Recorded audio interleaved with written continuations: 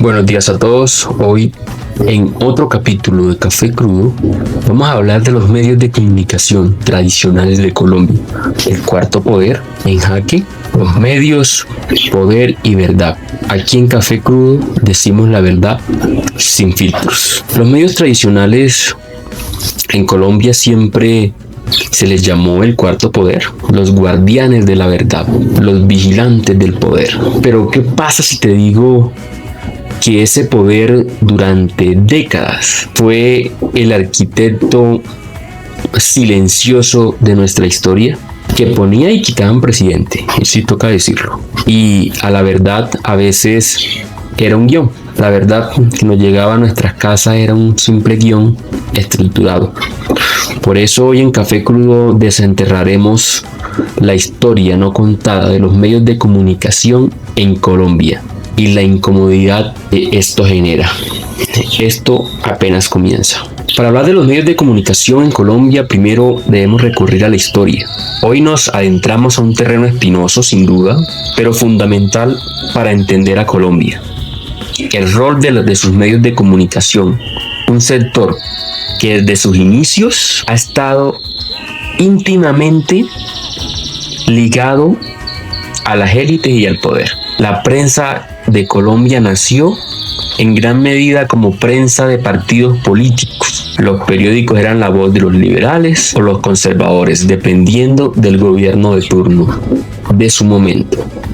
No eran neutrales y nunca lo han sido. Eran trincheras ideológicas, familias poderosas, terratenientes e industriales eran los dueños de los periódicos y sus intereses a menudo se reflejaban en los editoriales de dichas páginas. Entonces hay una dicotomía importante. Las familias poderosas del país entendieron que tener dinero, ser rico, no es tener poder. Por eso la necesidad de comprar y tener estos periódicos, porque de cierta forma les daba poder. Entonces, desde el nacimiento de nuestros medios de comunicación, primero los periódicos, siempre han estado politizados. Toca decirlo. En su momento, por ejemplo, La Bagatela de Antonio Nariño, hasta El Tiempo, fundado en 1911, el periódico El Tiempo, y El Espectador en 1887. La prensa nació bajo el signo de la opinión política, no de la opinión pública, la opinión política. Pero con el tiempo pasaron a ser espacios de debate, a convertirse en brazos ideológicos del poder económico. ¿Propiedad de quiénes son los medios de comunicación? De las familias de la élite: Santos, Lloreda, Gómez, Ardila Lule, Santo Domingos. Los medios no eran neutrales, eran instrumentos de poder desde su origen.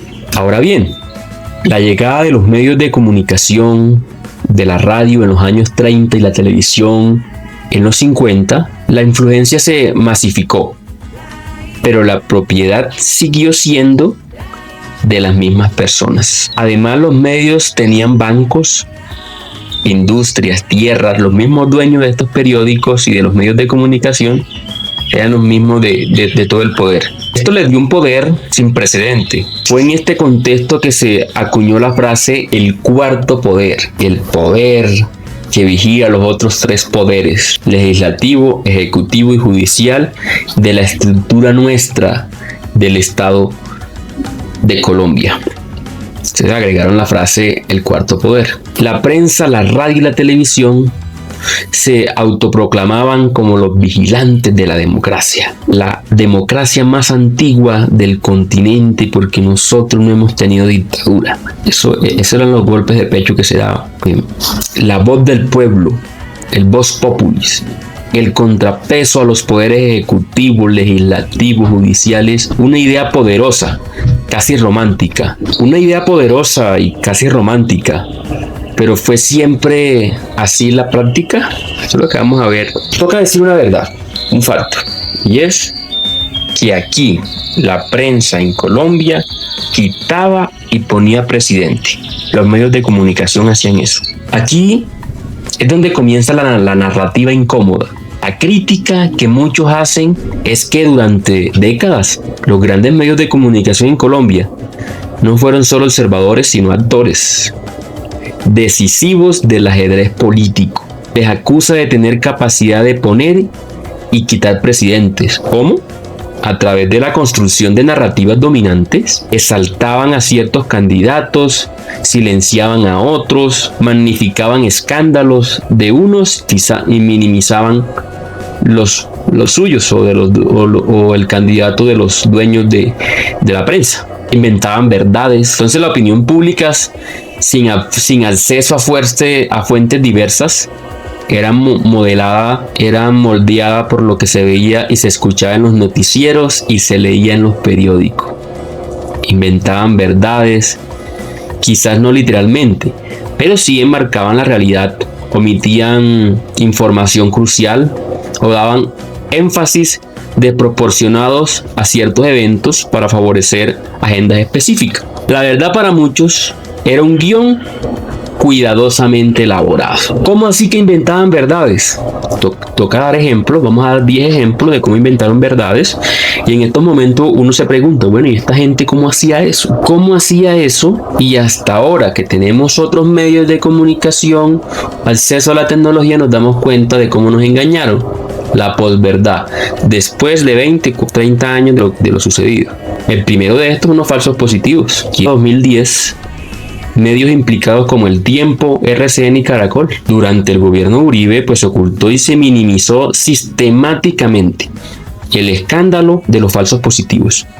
Civiles asesinados por el ejército y presentados como guerrilleros de los muertos en combates, con botas de caucho nueva y con uniformes nuevos sin agujeros de las balas, porque los vestían después. Muchos medios replicaban los boletines oficiales sin cuestionar las versiones. ¿Cómo manipulaban? Presentaban las cifras de bajas en combate. La seguridad democrática está ganando la guerra, ¿sí? No eran falsos positivos. Bajas en combate. Pobres los hijos de campesinos muertos. Y inventaron verdades. Allí todo se supo después de cuántos jóvenes asesinaron. Otra verdad que se inventaron: el computador de Raúl Reyes. Esto fue Semana y Noticias RCN. Tras el bombardeo del campamento a Raúl Reyes en Ecuador, se inventaron en 2008 el hallazgo de un supuesto computador que contenía pruebas de vínculos entre Petro, Correa, Chávez, la FARC y cualquier opositor que se les atravesara. Esa fue la forma de manipular la información. Después, esa fue la información que con hechos verificados, lo que después fue puesto en duda por expertos forenses internacionales, y no hubo contrastación de la fuente. Es decir, dicho computador nunca se le sacó la información, pero aquí los medios de comunicación en 2008-2010 nos hicieron creer del supuesto computador a Raúl Reyes. En 2018, en plena campaña presidencial, el candidato Gustavo Petro se presentó pues un tema de las bolsas. Las bolsas, sin duda no fue ningún montaje, las bolsas de Petro recibiendo dinero, pero era de un hecho de 2005-2006 ese video. Es decir, que no tenía ningún peso judicial para un proceso investigativo judicialmente contra el candidato. Aquí no estoy negando el tema del caso de la bolsa de Petro, pero sí toca aclarar, ¿sí?, que los medios de comunicación nos hicieron creer que sin duda había un delito de algo que pasó en 2006 en la campaña a la Cámara de Representantes. Este fue otro que nos hicieron creer y tomaron ese video y lo sacaron de contexto como si el video hubiera sido en 2018, ¿sí? Y comenzaron a rondarlo por todos los medios donde ellos se encontraban y llamaban expertos y demás. ¿Cuáles eran las implicaciones judiciales contra el candidato? La cuarta verdad: silencio sobre el paramilitarismo y las masacres. En los años 90 al 2000, una serie de masacres en todo el país, contando la del Aro, la de los Montes de María, que fueron las más grandes, creo, la del Salado, 77 personas o más muertas, ¿sí? Y ojo, aquí El Tiempo, El Espectador, RCN y Caracol ¿Saben cómo llamaban al paramilitarismo en su momento? Las autodefensas. Las autodefensas. Autodefensa. Imagínense la connotación que tiene esa palabra. Se estaban defendiendo, imagínense. Estaban campesinos en los Montes de María, hacían masacres y todo lo minimizaban, lo invisibilizaban. De cientos de masacres y desplazamientos forzados que hubo en su momento, todo lo trataban de esconder. Es decir, los medios de comunicación también centralizados desde Bogotá. ¿Sí? Mientras el resto del país estaba sin duda, estaba en una guerra. Y ¿sabes qué hacían en pleno proceso de paz? Aquí no se entrevistaron nunca a las víctimas de esas masacres. Esos eran reportes pequeños. Pero entrevistar a Carlos Castaños, a los hermanos Castaño y a los jefes paramilitares, o invitarlos al Congreso, a los jefes paramilitares, eso lo ponían como lo máximo, como la gran entrevista, ¿sí? Así nos presentaron la entrevista que le hicieron a Carlos Castaños en Caracol. Entonces, sin dudas, son esas cosas de cómo minimizaron las masacres paramilitares, que hasta ahorita es que nos estamos dando cuenta que, por ejemplo, la masacre de Chengue, ahí está el video, el masacre de Chengue, donde sale una volqueta llena de muertos.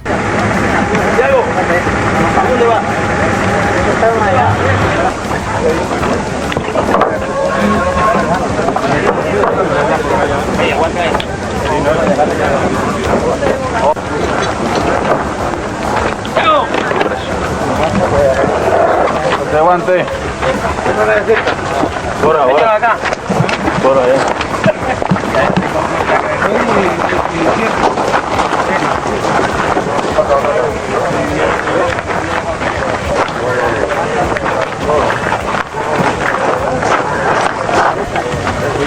No. Pégate ahí.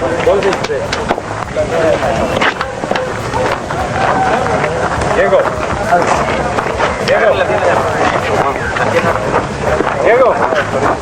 Bien. Vamos.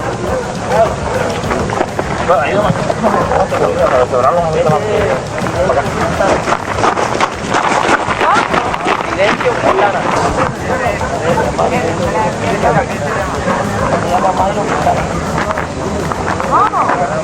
Quintana Barreto.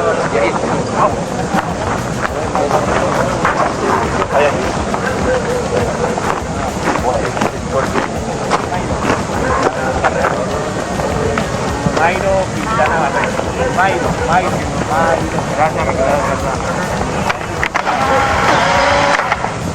Sería el 8, Claudia. Mayro. Son esas cosas mientras entrevistaba a Carlos Castaño. La justificación 5, otra verdad que nos hicieron creer: la justificación del espionaje del DAS en 2009-2010. Semana al principio, esta fue la revista Semana la que sacó el boom. Aunque finalmente se reveló el escándalo, al inicio de los medios minimizaban o presentaban las interceptaciones ilegales como seguridad democrática. No, es que estamos interceptando a todo el mundo porque es que esto hace parte de la seguridad democrática. Y se demoraron en denunciar lo que estaba pasando con el DAS. Vemos allí cómo crean narrativas, van creando narrativas y las van transformando.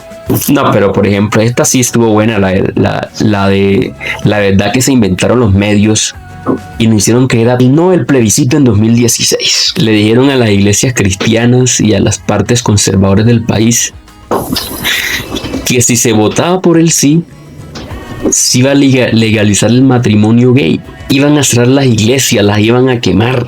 Que tocaba votar por el no. Literal, tocaba votar por el no. No había otra. Y se inventaron algo lógico. Primero fue la ideología de género, que según ellos, en el plebiscito había un punto de ideología de género. Eso era el proceso de paz, no tenía nada que ver con eso. Y segundo, se inventaron un concepto del castrochavismo, ¿sí? Que si la gente votaba por el sí, nos íbamos a convertir en el castrochavismo. Una vaina que ideológicamente eso no tiene patas ni cabeza, eso nunca existió en ningún lado. Pero le hicieron creer a todo el mundo le hicieron creer de que la ideología de género iban a repartir cartillas a todos los niños en los colegios, ¿sí? Donde iba a haber homosexuales, todo el tema de enfoque de género, mejor dicho, iban a cerrar las iglesias, bueno, se inventaron una narrativa, pero sacada del bolsillo, pues. Caracol, RCN, Revista Semana, llamaban expertos sobre el castrochavismo y el por qué no se debía votar por el sí al plebiscito del acuerdo de paz. Eso fue la locura. Hay otras, por ejemplo, el cubrimiento del paro nacional 2021. Aquí nunca se habló de estallido social, siempre se habló del vandalismo contra la institucionalidad, el vandalismo contra las estatuas del centro, el vandalismo contra Transmilenio incluso. Pero entonces, y aquí más que el hecho, vemos como la narrativa de los medios. Vandalismo, era vandalismo, no era una protesta del pueblo, sino vandalismo por todos lados sonaba. 8. Deconstrucción de verdades, la corrupción del caso de Odebrecht. El Tiempo y RCN trataron de ocultar pues todo el tema de las campañas de Uribe y Santos. Los medios pues evitaron profundizar las conexiones de actores claves del poder económico y político. Nunca se supo qué pasó. ¿Sí? Se hablaba todos los días en los medios de comunicación de Odebrecht, pero nunca se profundizaba con notas judiciales o temas específicos. Y sin duda, por ejemplo, la narrativa de la masacre del Aro. Esto fue en la prensa nacional de la época, en 1997. Fue vaga y sin seguimiento. Solo años después, testimonios de medios alternativos como La Verdad Abierta, la JEP, revelaron la complicidad de agentes estatales y paramilitares. Todo un silencio estratégico en los medios de comunicación. Hubo una masacre por allá. Pasaba en un partido de Millonarios Nacional, de Cali Junior. Usaban los partidos, tal. Y se protegía a los altos funcionarios, porque según ellos, los dueños de los periódicos y los dueños de la prensa, si se denunciaba esto a los que estaban trabajando desde el Estado con paramilitares, se entraba en crisis institucional. Y sin duda la de ahorita, yo creo que la de ahorita es importantísimo, y es el escándalo de la salud, de la reforma del presidente Gustavo Petro al tema de salud. El sistema está en crisis, está desfinanciado, las EPS están en crisis y tal, otro. Una narrativa porque las EPS en Colombia son terceros que no prestan ningún servicio de salud, solamente le regilan 3.000, 4.000, 100.000 millones de pesos al año y se encargan de pagar la nómina. Terceros, los que se encargan de eso. Pero sin duda, es un grupo que te pone 5 o 6 senadores, que financia 5 o 6 senadores. Y los medios de comunicación, estos son magos. O sea, la clase política nuestra y poderosos nuestros se aliaron con españoles, inventaron empresas sacadas de la manga y, bueno, inventaron las EPS, todo el tema de salud. Es como manipulan la verdad, ¿sí? No, aquí no se habla, por ejemplo, de que hay médico en casa en las partes más remotas del país. Eso no se toca ahorita en 2024-2025. Pero se habla de la supuesta crisis de las EPS y toda la narrativa que se ha construido, porque es una narrativa que se construye desde los medios para imponer sus verdades. Ahí vemos los casos de cómo nos han engañado estos supuestos medios de comunicación que siempre desde su origen han estado politizados. Ahora bien, si nos preguntamos quiénes son los dueños de los medios de comunicación, vamos a encontrar las llaves. Porque son las personas económicamente más poderosas del país. Y sin duda, pues, el poder no informa, el poder comunica, y los medios alternativos han sido la salida a todo esto. Hay muchos medios que no investigan, reproducen los boletines oficiales, no preguntan, no editan, solamente les envían: necesitamos que el día lunes en la emisora X de color azul o de color rojo se encuentre esa temática en contra de tal persona, tiene que pagar tanto. Entonces son cosas que sin duda toca traerlas a café crudo y conversarlas. La realidad de los medios de comunicación, porque aquí en teoría la prensa pues es la que vigila el poder, ¿no? En la práctica, porque aquí en teoría la prensa vigila el poder, pero en la práctica el poder la compra para que la vigile a él mismo. Eso es lo que hace el poder. Por eso, mientras exista un dueño la presa será tan libre como el dueño lo permita, ¿sí? O la verdad sea tan verdad como lo que el dueño quiera hacerte creer. Por lo tanto, es importante que hoy medios tradicionales están en jaque. Los medios tradicionales de hoy en día uno los ve desesperados. No saben qué hacer. Primero, porque está YouTube, está TikTok, está X, hay podcasts. Las personas no los ven, la gente prefiere otras cosas y se han convertido sin duda las voces del país. Tú te enteras lo que pasa en el Cauca es gracias a los videos de TikTok, lo que pasa en el Catatumbo, lo que pasa en Córdoba. Entonces, sin duda, se ha abierto el tema a las voces ciudadanas, a los marginales, a los de a pie, voces que no obedecen a ningún bando ni que obedecen a ningún partido, voces que no necesitan rotativas ni antenas, solo un celular y transmiten. Los jóvenes sin duda ya no ven noticieros, ven hilos en X, ven videos en TikTok. Entonces esto sin duda los tiene en jaque a los medios de comunicación tradicionales. Y sin duda las portadas ya no definen la conversación nacional. Puede sacarme una denuncia, un periódico nacional, un medio de comunicación nacional. Nadie les presta atención porque la gente contrasta esas verdades. Y los medios tradicionales no saben qué hacer. No saben qué hacer. Primero porque están en un gobierno donde ellos siempre defendieron a los gobiernos durante 200 años. Y están en un gobierno donde ellos son los que tienen que atacar al gobierno, no defenderlo. Y a veces es chistoso porque uno ve periodistas que todavía en su cabecita no se les ha salido el chip. Entonces están como en una noticia, están como tratando de hablar bien del gobierno y se dan de cuenta de que no pueden y otra vez vuelven a lo contrario porque no están acostumbrados. No saben cómo competir sin manipular, cómo informar sin editorializar, cómo existir sin poder. Están incómodos porque el país ya no les cree. Están en una incomodidad que no saben qué hacer. Y porque el poder por fin no les pertenece. Antes manejaban la opinión pública, hoy solamente comunican. Antes la manejaban, ellos decidían de qué se iba a hablar en el país. Hoy no. Entonces hoy en Café Crudo le traímos esta verdad que nadie se atreve a decir. Un medio alternativo, escucha nuestro Café Crudo de Colombia para que te enteres de más verdades.